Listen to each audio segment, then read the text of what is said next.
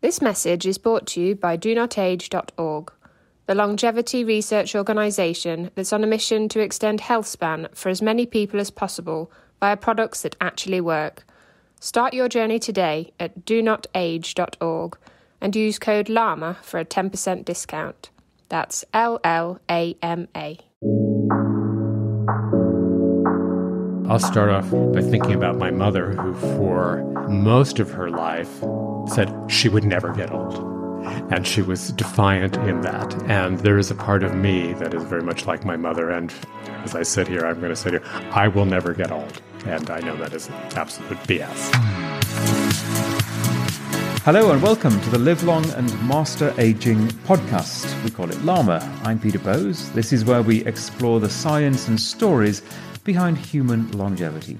Well, this is the final episode from TEDMED, the annual conference focusing on health and medicine. During this series, we've looked a lot at the scientific developments in the field of AI, precision medicine, as they apply to human longevity. And I sometimes think we need to be careful not to lose track of the human in all of this. We're all people. We all have different lives and aspirations and attitudes towards growing old. For this final episode from TEDMED, my guest is a fellow journalist. Stephen Petrow is an award-winning journalist, author, best known for his essays in the Washington Post and New York Times, often focusing on health and aging. Stephen, welcome to the Live Long and Master Aging podcast. Peter, I'm pleased to be here, and I hope I will live longer as a result of sitting down with you today. Well, that's putting a lot of pressure on me. That I don't know that I wanted to just make it equal come up here. With the goods, but I'd like to achieve that for you.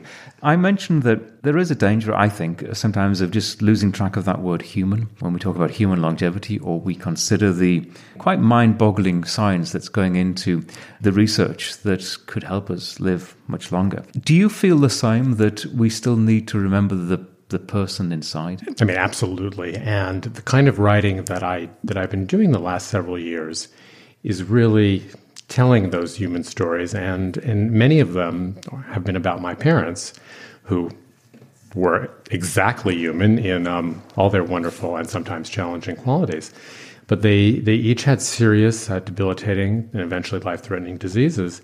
And I saw just so many lessons in how they were living that I was really honored to be able to tell to readers and to explain to readers, as well as the vantage point being a son and having reversed roles with my parents. And I was the kid, and my parents took care of me. And then here in their late 70s and early 80s, we had to shift, and that was profound in a very human way for all of us. And I have to say, my mother and my father understandably balked. And this is a familiar journey to so many people, isn't it?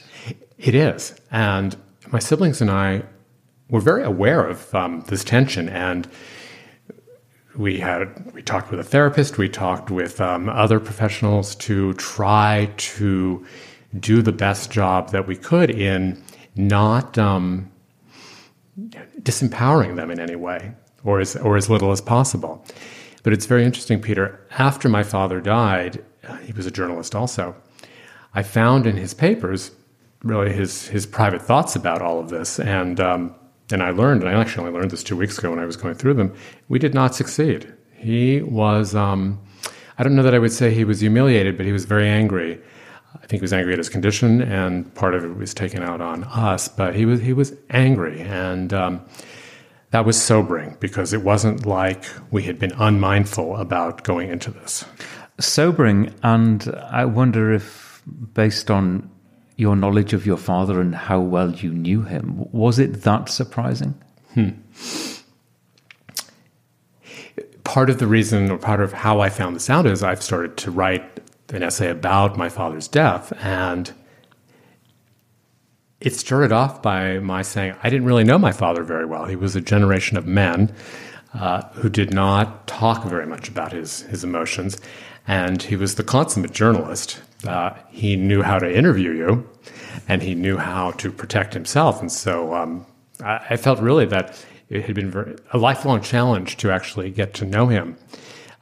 That being said, I wasn't surprised, although I was surprised to actually find it so clearly written out. And he knew that I'm the family archive keeper, so at some point he knew that I was going to come across this and I think do something with it. So I hope that in his memory I will do right by those tensions. Yeah. Can I ask what age he was when he died? He was just shy of 88. So he lived, as people say, he lived to be a good age. He did. And I think what was especially challenging for him was he had a neurological condition that had no name, so it had no specific diagnosis. But over the last 15 years of his life, he lost control of his muscularity, which was both a mobility issue, but also an articulation issue. And so he had increasing trouble talking. And that was just so challenging for him, and as I would completely relate to as well. So it was a long, slow slide that ended with a fall. And what have you, in dealing with your parents, both of your parents, what have you learned about yourself as you grow old? And inevitably we all look ahead, and there will be a time where we will get to that stage and face the same sort of challenges. Has dealing with your parents and perhaps observing others helped you with your life and how you get older? Well, I'll start off by thinking about my mother, who for most of her life said she would never get old. And she was defiant in that. And there is a part of me that is very much like my mother. And as I sit here, I'm going to say to you, I will never get old. And I know that is absolute BS. But one of the things that has amused me and worried me some is to see over time how my parents dealt with their own parents aging. And they were very much aware and said, well, we're not going to do it like that. My father was not going to be stubborn like his mother had been stubborn. And he was stubborn in certain ways. And I have said, well, I'm not going to be stubborn like he was. And yet I think it might be in my genetic makeup. So, we will see in that. Does that worry you? Did you see traits in your father especially that perhaps you recognize in yourself, but you saw them as negative traits? Yes. And I don't say that with any joy on either side of the equation. I hope that by being more aware of them than I think he might have been, or just being more aware of them without that contrast, that I will, be able to make certain changes. I wrote an essay in the New York Times that was called "Things I Will Do Differently When I'm Old." And it was based on this long list of things that I kept, of items that I kept as I observed my parents over the last 10 years of their life, saying, well, I'm not going to do that. I'm not going to be mean to the health aide when I'm suffering. I'm not going to stop caring about how I look because I'm ill. And I had many of these, and some of them were humorous, some of them were not at all humorous. But it was a way for me to use that whole experience to reach readers. And I was so surprised because, sometimes when you're a writer, you're doing your own thing, you're living your own life. So many people wrote into the Times message board saying they had kept or were keeping their own lists. And so that list, now it's become sort of this huge online list. I think there were 500 comments. And I'm actually turning that into a book that has more of a humorous bent, called Stupid Things I Won't Do When I Get Old, Future Promises to Myself, My Family, and Myself. And so once it's in black and white, maybe I will just have to hold myself to them. Well, you're tempting me now. I've got to ask you, you maybe just give me one or two examples of the stupid things you won't do when you get older. And we'll continue this conversation in just a moment. Hey, quick question for you. Are you someone who wants to be fit, healthy, and happy? And what if I told you could get your dream body by simply just listening to a podcast? I'm Josh. And I'm KG, and we're the hosts of the Fit, Healthy, and Happy podcast. Listen, we get it. Fitness isn't easy. Carbs, no carbs. Just stop, okay? It doesn't have to be that complicated. And that's why we made this podcast. We get straight to the facts so you can become your best you. So the way to check us out is click the link in the show notes or search Fit, Healthy, and Happy podcast on any of the major podcast platforms. We'll see you soon. Well, one of the challenges with both of my parents was around mobility and how to make that shift to accept a cane and then a walker and then a chair. And my mother was a very fashionable person, and she just thought those walkers were so ugly, and that they would ruin her outfits.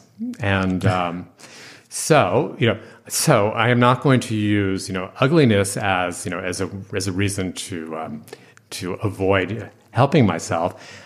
And you might not know this, but when I started Googling how to decorate a walker, there are all kinds of ways that you can, and there are these it's called shrinkins, and I don't want to be a commercial for them, but there are these papers you can adhere to your walker. It could be footballs and baseballs, or it could be zebra and leopard skins.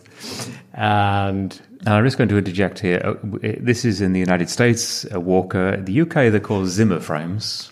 I did not know that. And I'm sure other nations have other descriptions, but essentially it's the device that you can, with three sides that you can lean on and help you walk. And then the Swedes, always sort of tops in high design, are now producing really high style. What do we call them? Zimmer frames. Zimmer frames. So or walkers. So in any way, I am not going to let vanity get in the way of my mobility.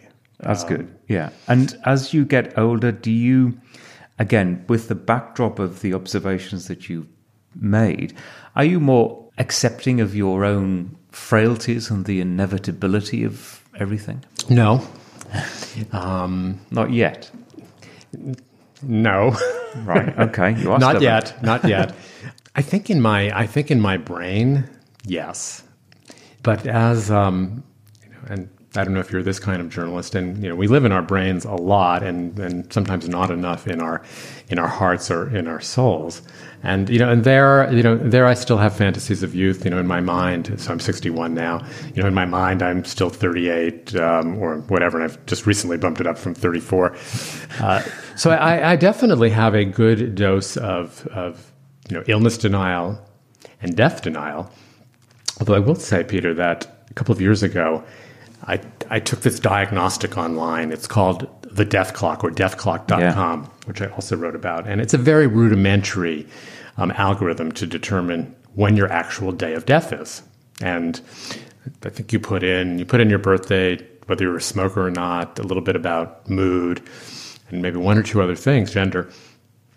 And then I was given a death date that was when I was 72 years old. So that was about 14 or 15 years from where I had been. And that actually did shift my thinking a good bit. And I saw in the lists that I was keeping that I started to ask myself, okay, so I keep aggregating this list of things I'm not going to do. When is it time to start implementing them? And I haven't really come up with that answer, but I am sort of grappling with that. And I recently moved, and now I'm in a one-level house. I didn't really think about it when I was buying it because I've been in a two-story house. But I thought, I wonder if that was sort of part of the plan, because it certainly is smart and or smarter. And should I ever be impaired, I can just put a ramp up to that door, and I'll have what we call in this country aging in place. Yeah. So a little sensible forward planning there. Yes. Yeah. And actually, I phrased the question, are you aware of your own frailties as you get older? The whole sort of tenet of this podcast is that we don't specifically think about that. We think in your mindset that we're actually going to go on for a long time. We're going to stay as healthy as we can, and we're going to maximize that health span, and we're still going to be agile and involved and leading youthful lives when we're 80 or 90 years old. That's the aspiration, and that's certainly my mindset as well. And you might say there's maybe a small element of denial as well there, but I'm determined to focus on the positive and not to think necessarily that we're going to be all frail and infirm as we grow older. Well, I think that's a very good point. And part of the reason I'm writing this book is that we have these stereotypes of what it means to be older, and often they are divorced from the reality or from our own health. And so we kind of think that we should act certain ways. I remember there was a study, I think it was a Japanese study. In Japan, when people get older, they don't really have hearing loss as we do. But our hearing loss is more in our mind than in our ears, if I remember that story correctly, or that study correctly. And so, and part of the book is, we shouldn't dress certain ways because that's age inappropriate. And, that we should just start acting like old people or what we think are old people. And I think, our minds are what are going to keep us active and engaged, and that we have the ability to control a lot of that. So I'm hoping to make readers more aware of the choices that we make as we live, that we can make better choices. And do you have aspirations yourself about your own longevity? Is it something that you think about? I mean, clearly you must think about it knowing what you do, but do you have goals in mind? I think that's a very interesting question, and my answer is probably highly personal. When I was 26, I was diagnosed with testicular cancer. That was at a time, that was 1984, when the chemotherapy agents were just starting to work and make this huge difference in longevity. And so I felt like I was forced to confront disability, aging, and death at a fairly early age, and that has stayed with me as part of my unconscious or subconscious all of those years. And so in that way, I actually feel that it's sort of an undertext to my life, and that it's really the first time I'm talking about it, but that what comes as we age, as we might become ill, is really part of this whole thing we call life. And what much of the reading I've done, and much of the way this culture is in the US, death is this other thing. And it's become that. It wasn't that way in the Victorian era. People died at home.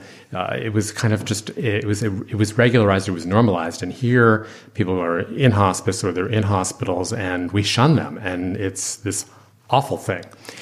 I don't feel that way about it. And so it's not as though I'm going to say I'm going to embrace that, but it does feel very much like that is just another stage of life, and we'll see. But my levels of fear after once thinking I might die don't seem that high. That's very interesting, and I've had similar responses from people who have had to use the expression, a near-death situation in their lives, whether it's a disease or accidental or whatever it's been. It puts an entirely different perspective on aging and approaching death. It does, and then I'll also shift gears a little bit and say that I see among my contemporaries, as they sort of get to 55, 60-ish, they're like, it's time to slow down.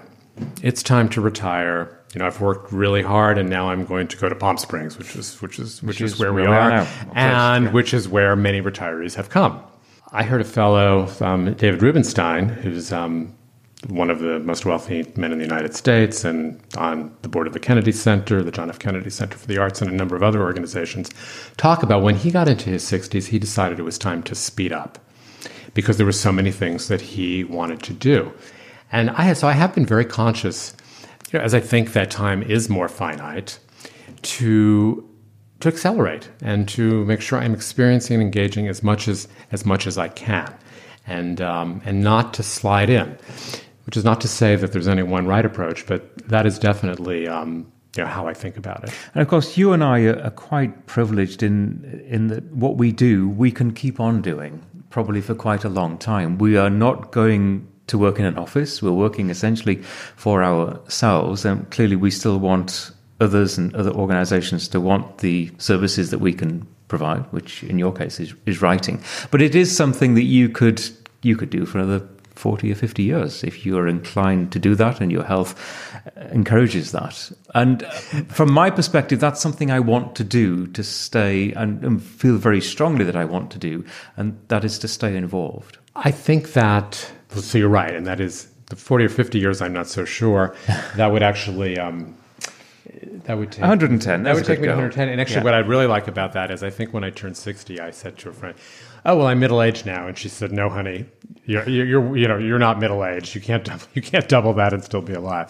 But yes, to be engaged in that way, and I actually find to get out of my own circles and my own age demographic And one of the things that's been exciting about being here at TED is, the real mix of peoples and of folks of different ages. And so I think that being around different perspectives, also they just keep your mind active. And And I would say important to go in both directions in terms of that, different generations socializing together, working together. If you're 50 or 60 years old, certainly you need still to be working with the 20-year-olds and the 30-year-olds, but have active involvement with the 80-year-olds as well. Oh, absolutely. And I have often or always had mentors who were 15, 20, 25 years older than me. And my great friend Denise Kessler lived to the age of 99. And when I met her, she was 77. And I was going to rent an apartment from her in San Francisco. And she was too busy to show it to me because she was a copy editor on the local newspaper. She was taking water aerobics. She was involved in political protests. And I was at 77. And she stayed that way all the way through her 90s. And I just thought, this is how you live. That's the way to do it. Yeah. Yeah. I'm curious, as a writer, someone who tells stories about the aging process, what kind of response you get from people? Because sometimes I get the feeling that aging, just the use of the word aging, is perceived in a negative sense, that there's nothing that can be particularly good about aging, and it's almost a switch off. And in this digital world that we work in, that maybe it isn't the word that you want in the headline to be Googled, such is the negative connotation attached to that word. And I'm just wondering if you've sensed that through what you're doing. Absolutely. And really there's a whole host of words that go along with aging. Old, senior, silver fox, which for those of you listening, we're both silver foxes if you're looking at our hair color, though. Elderly, retirement. Yeah, all these trigger words. And I think that's part of the problem, because we have this language. Language is reflective of values, and the way those words are often used are not, in complimentary ways. They kind of describe these stereotypes that we have about people of a certain age, and that's another one of them, that, they're impaired, they're ill, they're not fully engaged. And I don't really think that we've come up with a good vocabulary at this point. And I think that's kind of important. And the other thing that interests me, fascinates me increasingly, and I hate this expression of fake news, however it exists, and I think people know generally what it means. And it's something that affects this area as well, especially when we're looking at research that can help us grow old better, whether it's science about dark versus light chocolate or how many cups of coffee we need to drink a day. I think increasingly we can be easily confused by what we read and what we're being told about how to stay healthy. Is it something that you notice and has concerned you? Well, as a health and science writer, for some time now, I have seen how studies contradict each other over time, as we learn more. And coffee is certainly one of them. And I'm not actually sure whether it's good, bad, or indifferent for us today, having had 2 cups now. But it is challenging. It means that journalists such as ourselves need to stay current. But I think we also need to explain better to readers and listeners the nature of science. You see these headlines for each major study, and whether they're online or wherever, and they're huge, and it's like, this is the latest thing. And I think that people who are reading this don't understand, and we have not done a good enough job saying, this is one study that is a stitch in a fabric of what we know. And now we're zooming in on this stitch, but that's not the whole story. And we need to see, and we need to present the context better of where these studies fit.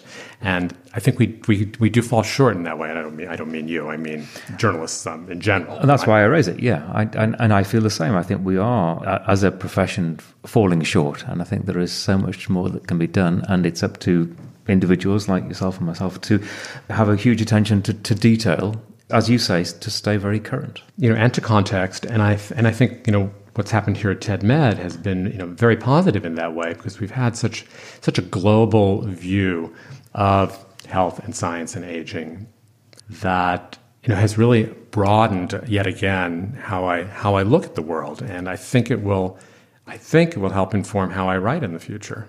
One issue that I've talked a lot about on this podcast with numerous guests is loneliness as we get older. This is a huge problem globally. There's even a minister in the UK for loneliness looking at these issues. There isn't an equivalent character here in the States. But as you get older, is it something that preys on your mind? Yes, it's a question that really speaks to me and one of my fears. And shortly before I turned 60, I divorced my husband. And we had been together and married for quite some time, and suddenly I was alone in that way. And my 60th birthday party was coming up, and I had really two worries. What was I going to do on my birthday, which was the secondary worry? But, who was I going to turn to, both when I was lonely, but also for help when I was ill, so on and so forth. And when I wrote a piece about that in the Washington Post, it seemed to also strike a chord among readers, whether or not they're partnered, because there's kind of this existential loneliness, I think, that can come in that chapter of one's life. And then I would also add to that, being a gay man, many of us have children, but many of us don't have children. And that's an issue, and that's really a great fear. Who will we turn to in the ways that we had helped our parents? And one of the trends that that I've seen and others have reported on is that many of the continuing care and assisted living homes are very homophobic, and older members of the LGBT community are forced to actually go back into the closet when they're at that stage of life because they will be shunned or they will be bullied. Which is a frightening thought, that people are going through that. It's frightening and it's sad because, this is the generation that's still ahead of me, but that was the generation that were pioneers with Stonewall and did so much to kickstart the modern LGBTQ movement. And now they're at this part of the arc, and they're facing many of the same challenges that they faced as young people. And we don't really talk about that. Many people don't know about that. And it's a big challenge for me. Yeah, no, it's a hugely important issue. We are just about out of time. Would you generally say that you are an optimistic person, that you look to the future with a level of excitement? I am an optimistic person, and when I was doing that death clock algorithm, optimism and pessimism were one of the choices you could make. And I saw that my life expectancy was significantly shorter if I chose pessimistic. So I worked to stay optimistic. Optimistic is good. This has been a really fun conversation. Thank you very much indeed. Thank you, Peter. Really good stuff. Thank you. Thank you. And thank you for listening.